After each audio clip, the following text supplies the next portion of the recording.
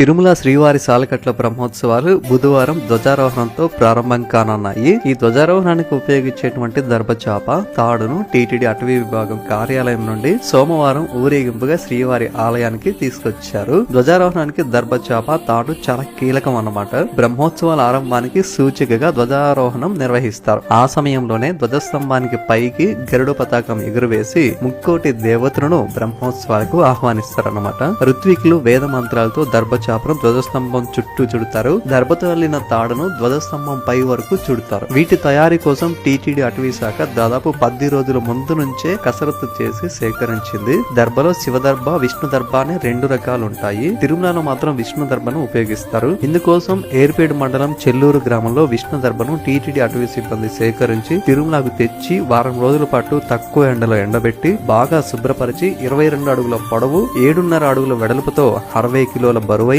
దర్భచాప 255 మీటర్ల పొడవైన 106 కిలోల తాడును సిద్ధం చేశారు. నమో వెంకటేశాయ.